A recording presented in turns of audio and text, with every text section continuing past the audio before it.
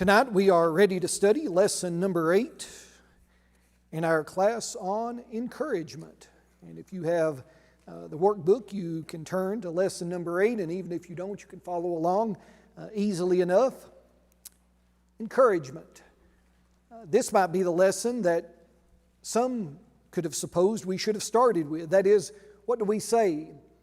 How do we encourage? And most often, I suppose, that we think of encouragement as something that we do with our words. And certainly, that is a needed task, one that God has given us the duty, the responsibility, and privilege to do and perform. But we have hopefully laid the groundwork in a more extensive way to see encouragement in a broader sense. But tonight, the lips of an encourager, looking at it in a practical sort of way, the lips of an encourager. What is it that we say? How do we use our words to encourage others? William Arthur Ward said, "Flatter me, and I may not believe you. Criticize me, and I may not like you. Ignore me, and I may not forgive you. Encourage me, and I may not forget you." You might disagree with some of the other statements, but that last one I think is true. Encourage me, and I may not forget you. We have all had people who have spoken a word of encouragement at a needed time, and that has blessed our lives immensely. And probably many of us carry those positive remarks with us even to the present. But when we think about the church as a community, of course, we're thinking about a living body, not a building, not just an organization, but we're looking at the church as where we gather together as the people of God. And it is our task and it is our privilege to tell the world about what our Savior has done for us, what Jesus offers to us, salvation from sin, and to grow in His likeness by preaching and teaching and studying together. It's also needful, and even it's something that cannot be minimized or set as inferior to those other tasks, while they are essential and vital as well, but fostering relationships and offering spiritual encouragement, helping one another, if you will, just be what God wants us to be, helping each other take a step closer each day toward heaven. That's what we're here for. And that's a blessing beyond compare when it is done as it should be. Christianity is about knowing Christ and caring for others. Peter said it this way in 1 Peter 1:22, "Since you have purified your souls." And that's a very wonderful thing to think about having accomplished through Jesus. Our souls have been purified by obeying the truth. That's how it does come about. Through the Spirit and sincere love of the brethren, we are to love one another fervently with a pure heart. And there's so much even in that one verse that we could spend the entirety of our time tonight just unpacking it. But by way of introduction, that might be just a good theme verse to keep in mind. Our souls have been purified by obeying the truth through the Spirit and sincere love of the brethren. That's genuine. That's not counterfeit. It's not something that can be made into being something that it's not. It has to be genuinely, sincerely demonstrated when we love one another truly and fervently from that pure heart. The Hebrew writer said it this way in Hebrews 10. We've looked at this kind of as a theme verse for the study as well. In chapter 10, we know what verse 25 says, and it's an important one for sure. But verse 24 gives the reason why verse 25 is necessary. We come together and not forsaking our assembling, as some do, because we are interested in considering one another in order to stir up love and good works. We provoke one another. The word actually is kind of the idea of friction or irritation. We come together to do that. That doesn't mean we are to be abrasive. It doesn't mean we are to irritate one another or provoke in a way that causes anger or frustration, but it does mean that sometimes we have to kind of get in there and we have to rub elbows with each other. We have to share life together. And it's a duty, again, that is imperative for all Christians to engage in. Again, from the Hebrew letter, chapter 3, verse 12 and 13. "Beware, brethren, lest there be in any of you an evil heart of unbelief and departing from the living God, but exhort." The word for exhort means build one another up daily. And we've often highlighted that the early church took this as a daily responsibility. And I'm not advocating that we would have to meet daily as they did, although there would certainly be nothing out of place by doing so. Acts chapter 2 and other places in that letter or that historical book, as well as this instruction, would prove that it's something the early church did. They did it daily, and do it now while the opportunity exists, so that sin does not deceive any of you, lest your heart be hardened. And so we are thinking about that tonight again as it relates to encouragement and what we say. Well, how is that happening? Well, certainly we're dealing with communication. We're dealing with the words that we choose to speak. And there in your handout, point number 1, communication is, as it were, the plumbing of relationships. The plumbing of relationships. If you've got plumbing problems at home, what do you have? Big problems, right? Of whatever sort they may happen to be. Those are big problems because of the kind of the residual, or not just the residual, the domino effect that sometimes happens from just that one problem. A lot of other problems seem to just kind of naturally occur. But when communication is not what it should be. When we don't communicate with others as we ought, when there's some problem in that area, trouble is not far behind. And again, that's true no matter what relationship we're speaking of. Whether we're talking about those closest, as in our marital relationships or parenting, child relationships, or whether that's our friends, our co-workers, our neighbors, or certainly our brothers or sisters in the Lord. Communication is vital, and it must be healthy in order to be what God wants it to be for our benefit, certainly. James warns us, and I just throw this out a couple of different places here. You could read all of James chapter 3, especially the first 12 verses. The actual remainder of the chapter also is fitting, although it shifts gears a little bit and talks about wisdom as opposed to our speech. But I think verses 13 to 18 build on the first 12 verses. But James says your speech is so critical as it regards importance. Many stumble in all things. We all stumble in something. But what do we stumble most in? James seems to be unequivocally convinced that it is our speech, our tongues. It's something that he even says is beyond capability of being fully tamed. And I don't think that he's exaggerating there purposefully just to make a point. I think he's actually saying that no matter how well you may think you have your speech under control, you still will sometimes struggle in a moment of weakness or a moment of anger to say in saying something that you should not have said, or even saying it in the way that you should not have said it. Here are the words of Solomon, just as we continue to lay kind of the biblical foundation, and then we're going to talk about some things practically momentarily, and I'll ask for your certainly input and feedback at that point. Proverbs 16:24. Pleasant words are like you remember? Honeycomb. Some of our beekeepers, sweetness to the soul and health to the bones. Pleasant words are sweet. And we know people who speak sweet words. But just as James said, we know people who speak bitter words as well. And we know which we prefer. Pleasant words, without doubt. Proverbs 12:25, anxiety in the heart of a man will weigh him down. One version says causes depression. But a good word makes it glad. You have that power to build someone up or to tear someone down. You have the ability with your words to change their entire outlook on the day. And you may think that that's overstating it, but that's what the Holy Spirit says we have the ability to do. Proverbs 15 verse 4, a wholesome tongue. There the word wholesome carries it with the idea of health, of soundness. A wholesome tongue is a tree of life, but perverseness in it breaks the spirit. Again, words are powerful. And then maybe most notably Proverbs 18:21. We ought to just kind of imprint this one on our mind or write it deep in our heart. Here's how powerful your words are. Death and life are in the power of the tongue.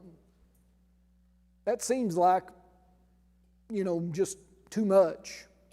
Death and life are in the power of the tongue. Maybe life, there'll be times when our words can certainly push others forward, help them achieve something maybe that they didn't even think they could do previously.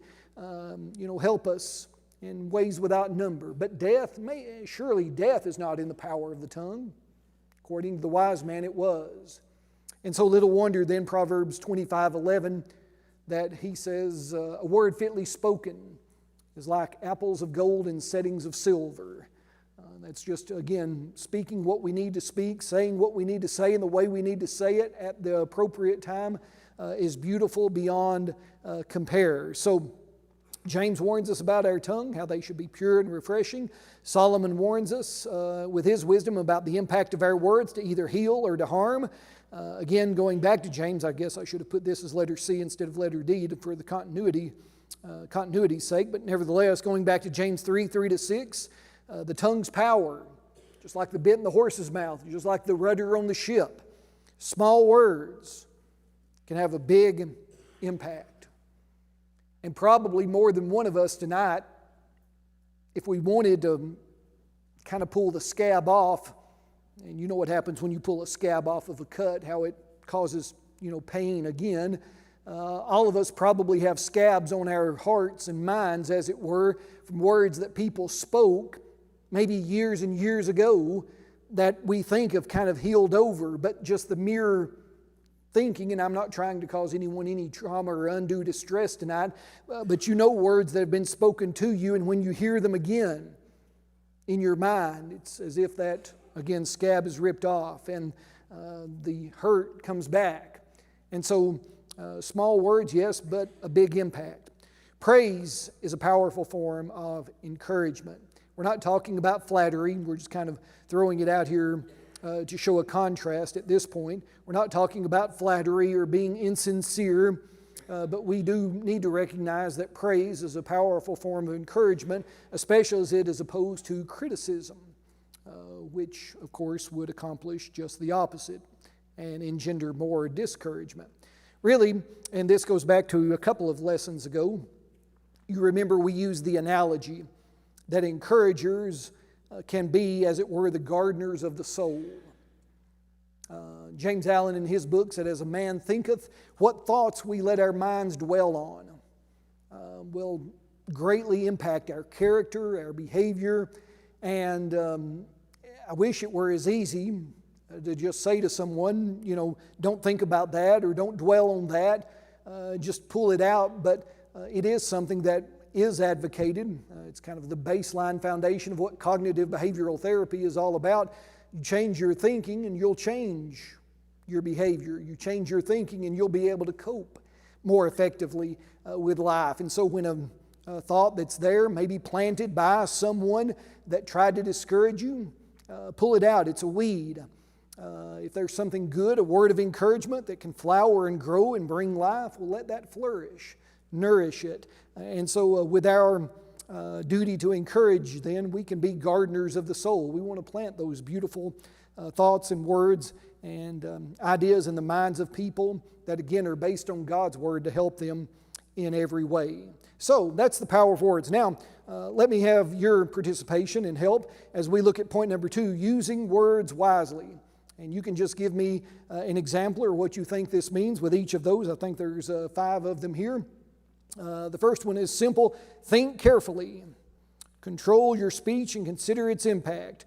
If you're brave enough to tell me a time when maybe you didn't do that, you can share that. If you want to tell on yourself, don't tell on anybody else because that might be discouraging, so we won't do that. But think carefully. Who's ever got in trouble because they spoke before they thought? Right? Yeah. That's right, Brian. He's not ashamed to hold his hand up either. Yeah. That's right. Yeah, me and him were at the top of that list. We've all done that, right? We've all, and again, not to humor you, I'm just going to refrain because some of you say, I love to hear your examples because they're all on me. I'm not going to do that tonight, but think carefully. Is your tongue in overdrive and your brain in neutral? Well, sometimes that's the way it happens. That's what makes children so interesting when they're just learning to talk there too or whatever. I mean, they'll say what they think and they'll say what they've heard and there is no filter. No filter at all. And they have the ability to speak with tremendous candor, and sometimes they speak truth, but they might lack some tact. Brother Light. I'll tell one on myself. All right. I've got several, but I'll just pick one. Just one? Okay.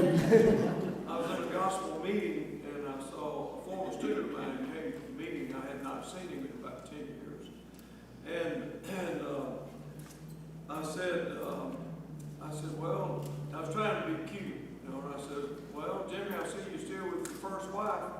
You know, like Linda's my first wife. Yeah. And he dropped his head and he said, no, she actually left me. I remarried. Yeah.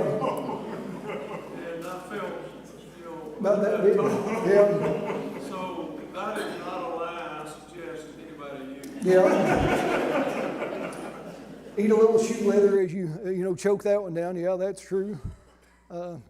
Because he's the only one not here of my three sons. The other two can tell you there's a long list of Anderson exclamations through the years, isn't there, Adrian?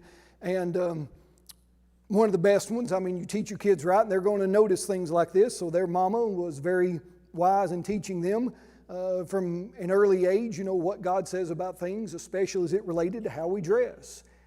And, you know, that worked pretty good till we were in Walmart and Anderson was 2 and a lady walked by and he had never seen a woman with that little amount of clothing on. And he said loud enough for everyone, it's as if he were on the Walmart speaker, "Hey mama, that woman's immodest." And she turned around and looked at him, and I think for a moment she blushed, and which I thought, you know, mission accomplished. Maybe. I don't know if it changed her dressing habits or whatever, but you know, that's a good thing. So maybe he thought carefully before he said it. He would probably admit that he did tonight, but Brother Lipes been brave enough to share. Sometimes we don't think carefully. I've said words, and you know, as soon as they jump off the tip of your tongue, you're trying to grab them and pull them back. You had that experience, you know, but it's gone. It's right there and it's gone. So think carefully. Number 2, a little alliteration here, compliment credibly. Our compliments need to be what? Sincere. Don't flatter me. Don't butter me up. Now, there are times when, you know, some people, I don't know, sometimes I think they're trying to be genuine and maybe they're being nicer than they need to be and they're not trying to flatter necessarily. Maybe they're trying to encourage because they know that you have enough criticism, so they're trying to go in the opposite direction. So I try to be, you know, kind in response to things like that, but be sincere. If you go over the top, people can determine whether you're being genuine or not, or whether you're sincere, whether you're just trying to you know, do something. Going back again to our children, you know, if they're complimenting, then mom or dad will say, okay, you know, what do you want? You know, they're kind of fishing for something else, to get something else out of you, if you will. But the words of an encourager don't have to be, you know, any sort of momentous, but they're just heartfelt. They're genuine statements that can be encouraging because they're, again, genuine and not counterfeit. Anybody? Yeah. Because you put somebody in a hard spot if they don't really like, you know, like if I ask you if you like the new recipe I made, I really want to know. Right. Like, and if you don't like it, say it. But if I'm saying it just to hear, oh, you're such a great cook, then that's, you know, like you got to be willing to hear the truth that's said back to you and not just assume that you're going to hear what you want to hear. Yep, and you know, there's some kind of sticky situations they get into it when you're asked about how maybe an article of clothing makes you look by your significant other. You know, you have to have great wisdom in how you answer that, don't you? And same way the recipe. A recipe's a little less dangerous. All that can happen in that instance is you go to bed hungry. The other, you know, so we'll just kind of leave that at that. Anybody else want to share on compliment credibly? Number 3, praise creatively. If you can't say something nice, don't what? Say anything at all. Is it sometimes difficult to find something positive to say, though? Yeah, it's, I'm sure, I don't remember what they said, and I guess that's a good thing. Maybe they didn't say anything at all, because I am not an artist. I can't, draw the proverbial stick man, and I don't know if I got off the bus, and ran up and said, look what I made today in kindergarten to Dad or Mom. I don't know what they did with that, or what they said with that. I didn't really care then. I don't really care now. But, praise creatively. Sometimes with our children, we might have to say, well, that's interesting. That's a good effort, or whatever the case may be. A competent performance by someone doing their best might be more deserving of an accolade than someone that, has natural talent, that really doesn't put forth any effort to even do what's necessary. Miss Leanne. One time in class, Kyle said something that was pretty good. He didn't mean to, but it was actually pretty profound along those lines, which was, if you don't have something nice to say, think of something. There you go. And I've always remembered that, because and it kind of bleeds into your next point, I think, because about being specific. Yep. Because I think that is something that we can do, and is to think of something. It's not just with our kids, but with anyone. We can, I think, more often than we do, think of something nice to say to someone, because kindness is something we don't hear enough of, any of us, I think. Absolutely. We could all do for more of that. If you didn't hear, we're going to trademark and, give this the Kyle Fairman patent. If you can't think of something nice to say, think about it. Find out what that is, and then say that. And as was mentioned, the next point, speak specifically. Provide that detailed praise. Brian? Do what? Well, maybe not, but we have to try to find that, way in which to praise people. And, every once in a while, those efforts turn into those backhanded compliments.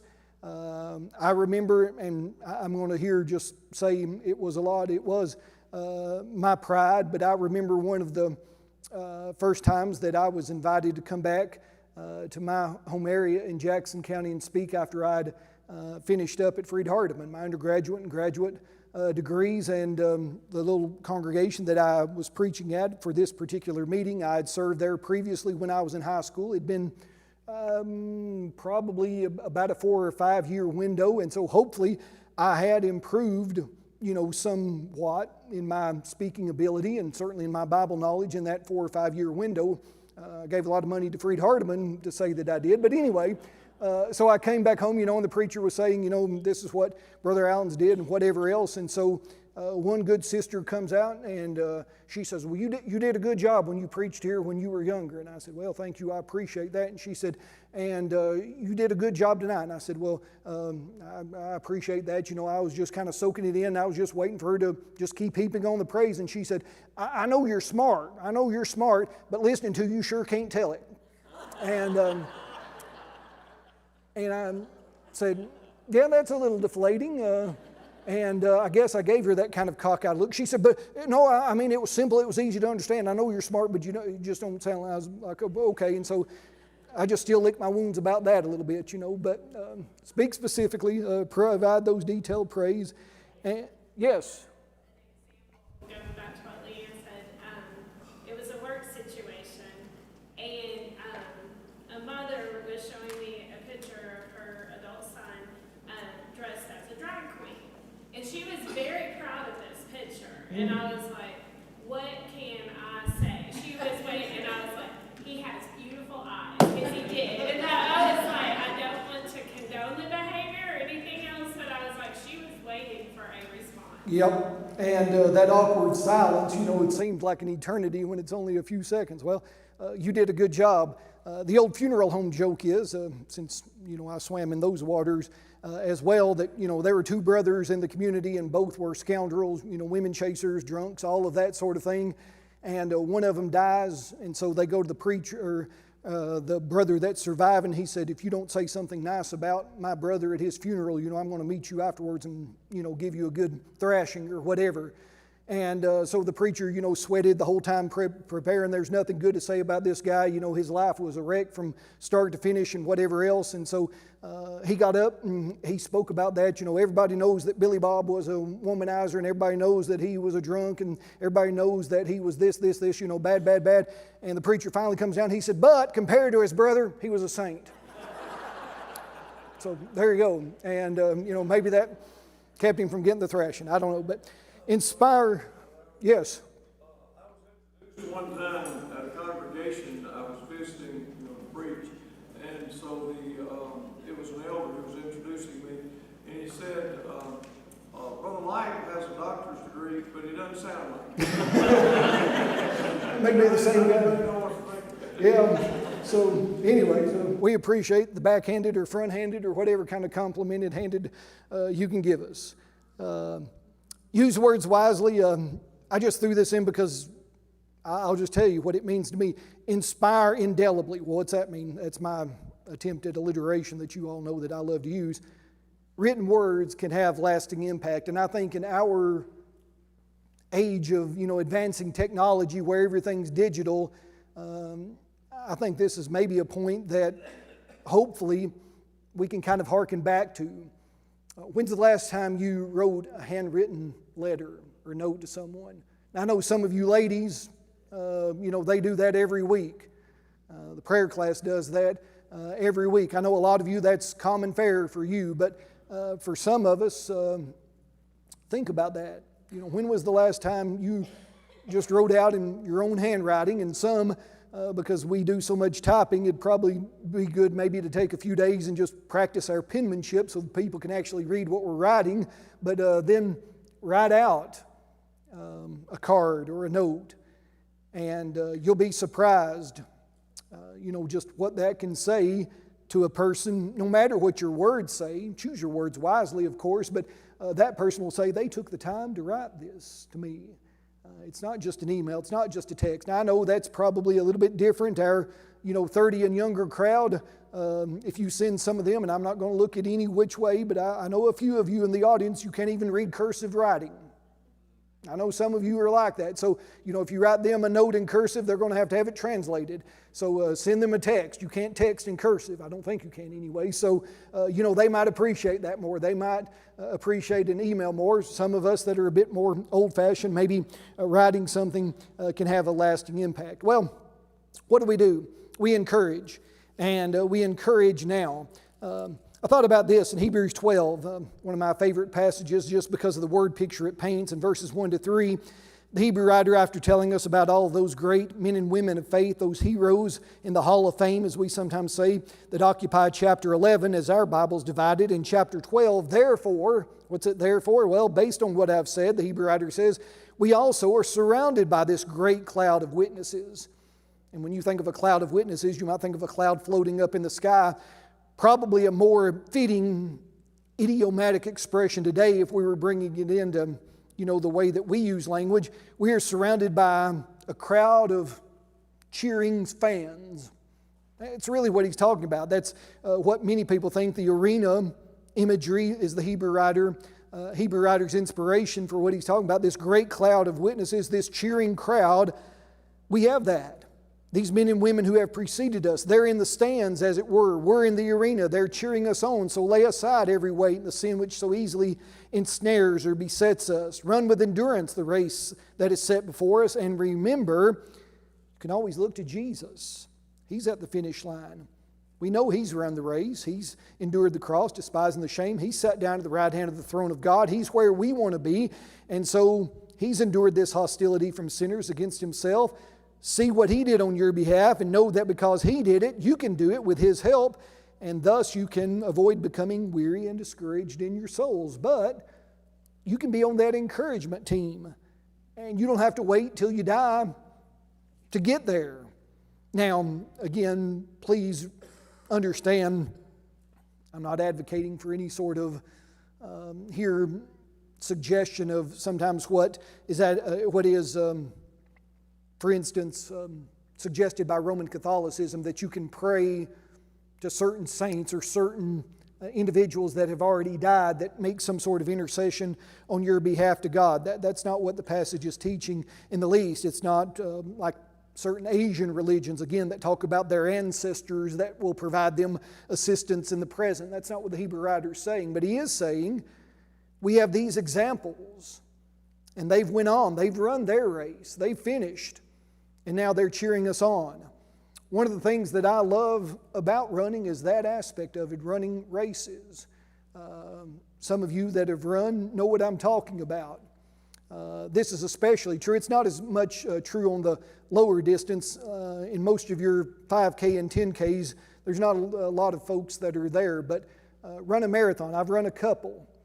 And without question, the people come out on the sides of the street, and the people that are not participating are there cheering you on. You've got people, of course, at a water station or an aid station. They're there to provide you with something as you run by. But then you have another group of people that are just there, and all their job is to clap and say, "Good job, keep going, you can do it." Not once have I heard, as I've jogged by, thinking I couldn't take another step, someone say, "You might as well quit, slowpoke. Get off the road if you can't run any faster than that." Nobody ever said that.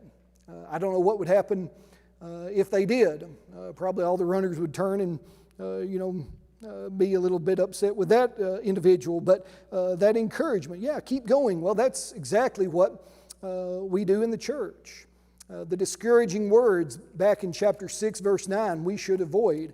And this is a very thought-provoking statement when he says, "Beloved, we are confident of better things concerning you." Now, you may say, well, what are the better things? Well, the better things are in contrast to those that he had talked about in the first 8 verses of the chapter, who had kind of remained, at least some of them, stuck on the elementary principles that he describes in verses 1 and 2. He said, go on, mature, grow in your Christian faith. And he said, with God's help, we'll do this. It's impossible, verses 4 to 6. He's not teaching the impossibility of apostasy, but neither is he teaching he's not teaching, I should say.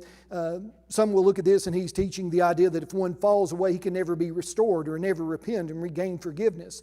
That's not what he's teaching in this way at all. But he's saying abandon Christ and there's no hope left for you. You crucify the Son of God again, repeatedly, putting him to an open shame. Turn your back on the Lord and run in the opposite direction. You can't be saved in that state of rebellion. And then he gives this example: the earth that drinks in the rain, that produces something useful, herbs and the things that are cultivated for human well-being and consumption, is blessed by God and even blessed by people and how we take care of it. But if a field produces thorns and briars, it's good for nothing. It's rejected. It's near to being cursed, whose end is to be burned. So he said, you have the choice to make. As God's people, we have the choice to make. Which kind of people will we be? Which kind of, if you want to use Jesus' word in Luke 18, what kind of soil will you be? The good or the bad? The fruitful, the profitable, or the kind that is not? Better things concerning you, things that accompany salvation, though we speak in this manner. The Hebrew writer says, I want to encourage you because I believe in you. And then James even said, if we use our words improperly, it calls into question our entire religion. You remember in James 1:26, if a man can't control his tongue, well, he's the sort of man that is just pretending. He deceives his own heart. His religion is useless. We've looked in previous lessons, Ephesians 4:29 to 32, the things to put out of our lives, the things to put in them. And that certainly has a great deal to say about our communication. Questions that inspire, and I didn't put this on there, but maybe I'll tell you what these are. 3 questions to guide your speech. Truthfulness, helpfulness, kindness. What I mean by that is what I'm saying true? If you're going to encourage someone, you do have to be truthful. And that's hard because sometimes the truth hurts. But growth and healing can only come if truth is shared. It's just a fact of the way that it is. Is what I'm saying helpful? I can say what is true, but am I saying it in the most helpful way to the person that I'm speaking to? How can I best craft that? And then am I saying it again with kindness? Hopefully you see the interrelated ideas to each of these. That should guide our speech. Is it true? Is it helpful? Is it tempered by kindness? And that is a good just kind of little test that we can utilize. This is it needful? Yes, that would be a good one as well. It may be true, but it might not be something needful. Needful at the moment. That's absolutely correct. And that might fit in with that helpfulness idea for sure. So very good thoughts. I'll go through these quickly, but I think you know about all of these. And again, most of us can say guilty as charged. How can you discourage the flow of communication? In other words, how can you communicate in a way that's not encouraging? Here's the way to do that. Interrupt. Show disregard for the person speaking with you. What it says is that I know more about the situation than you do, or I'm smarter than you do, or if you just listen to me, you'll get this fixed. And sometimes it's hard, but don't interrupt. Let the other person speak. Number 2, criticize, of course. Sometimes people say, well, I'm just trying to help you. I just want to offer you some constructive criticism. I usually want to say to people, no, you just want to criticize. You know, that would be one response that you could make, but often people are hurtful and not helpful. Number 3, this is a big one for me as well, advise.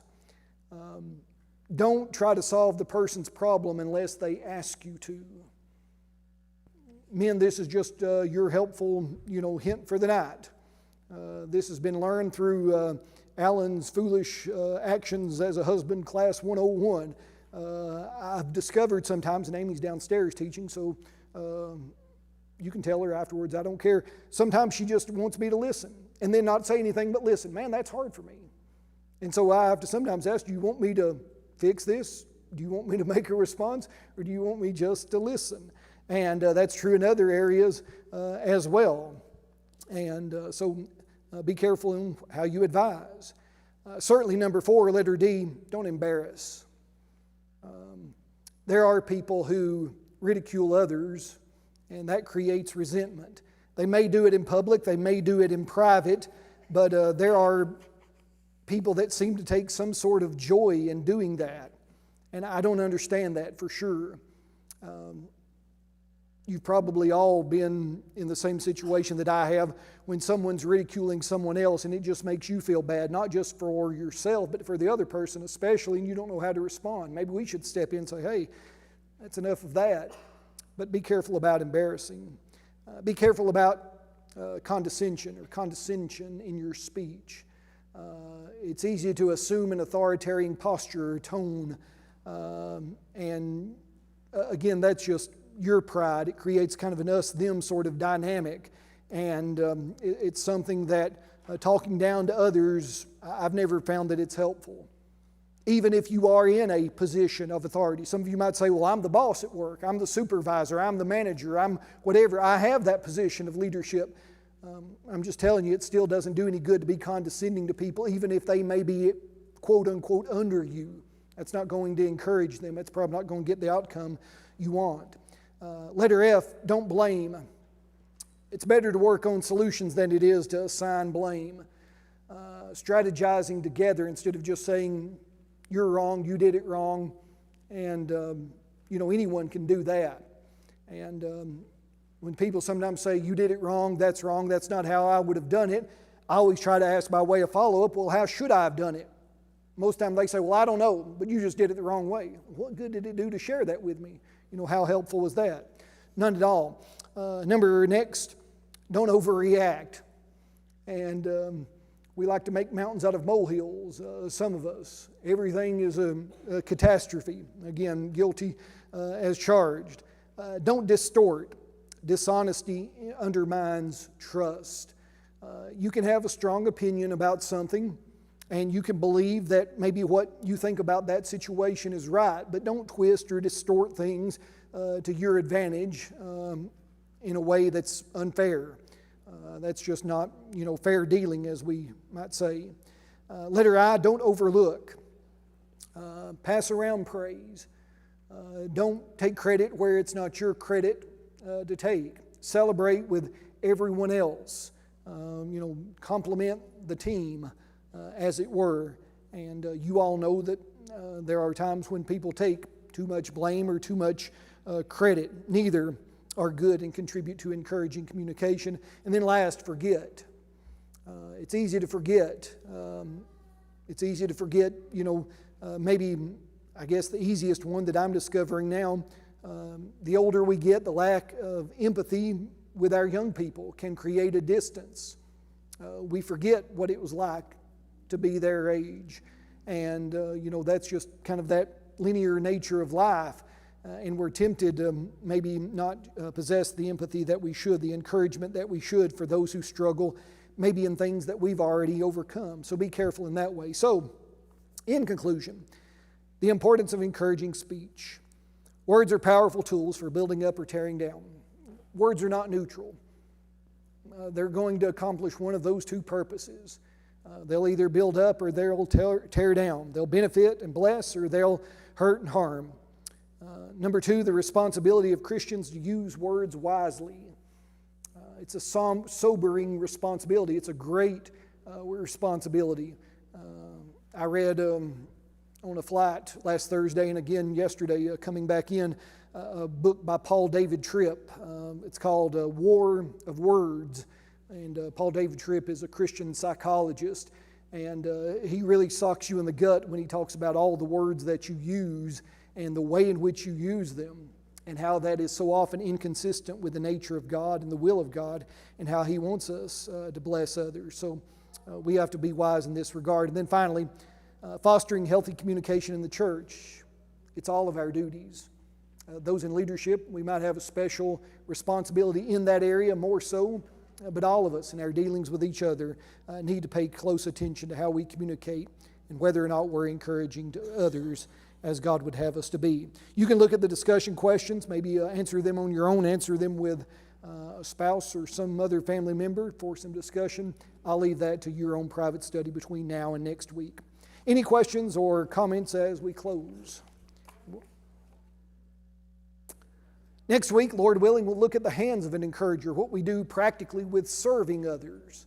And hopefully this will be helpful to us even then. Go ahead and read through that lesson. Be ready to make your comments and provide your input to that lesson to make it better then. Thank you for being here and studying with us tonight.